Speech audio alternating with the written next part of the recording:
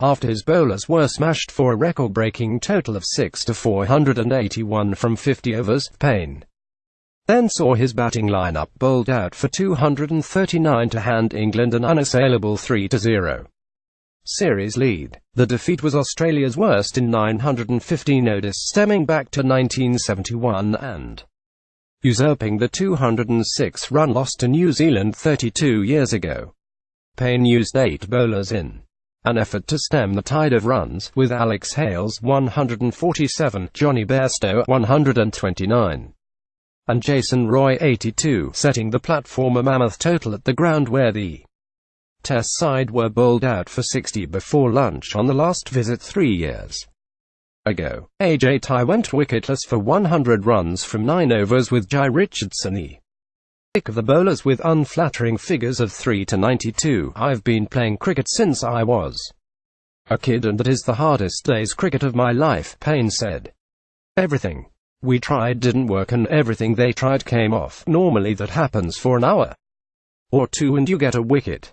To go on for as long as we did, you have to take your hat off to them. They hit their ball as well I have seen. Payne said he had no regrets about putting England into bat after winning the toss and denied that was a reason for the heavy defeat. Hindsight is a wonderful thing, he said. I don't think conditions at the wicket had anything to do with that result. We just ran into some guys that are red hot at the moment and they put us to the sword a bit. The wicket was still terrific when we batted on it as well. We just didn't execute well. It was tough, I thought. I had a few headaches after being hit on the head in the last game at around the 25-over mark, but I had a few more today to be honest. Payne maintains his beleaguered side can prevent a series whitewash against England despite the Trent Bridge traumas. England have never clean swept Australia in a series of more than 3 matches before, but the signs of that duck being broken looked ominous in Nottingham on Tuesday as Owen Morgan's side crushed the world champions by 242 runs. It was Australia's heaviest defeat in 915 matches as the rampant hosts smashed a world record 6 to 481 against an understrength attack, in addition to the bowlers being flayed to all parts of a ground where Australia were bowled out for 63 years ago during the Ashes series.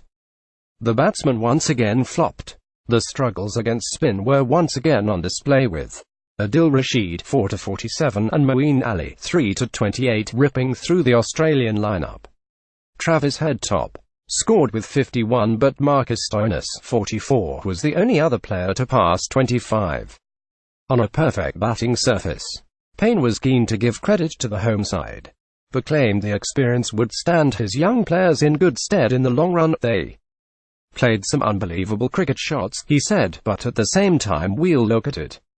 We have a really inexperienced attack and we would be foolish not to go through it and learn from it, as bad as it seems and it feels right now. This can be a really big positive for us going forward, and we get another crack at England in 2 days' time. 6 to 481, the highest ODI total ever.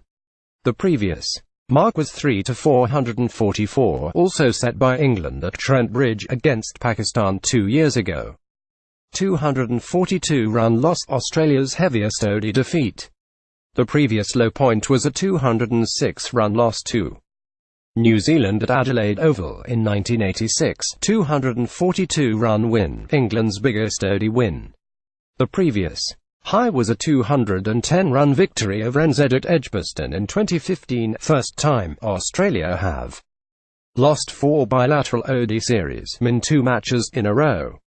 They were thumped 4-1 by England at home earlier this year, 4-1 in India last year and 2-0 in New Zealand last year. 0-100, Andrew Tye's figures from 9 overs. It's the second most expensive ODI figures by an Australian. Mick Lewis 0-113, a recorded in 2006 in Johannesburg, remains the record. 62 boundaries, a record for any team in an ODI innings.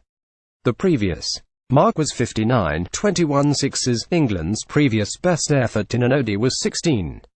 It was also an unwanted record for Australia, who have never conceded more sixes in an OD 21 balls. Eoin Morgan brought up his half-century with record-breaking ease.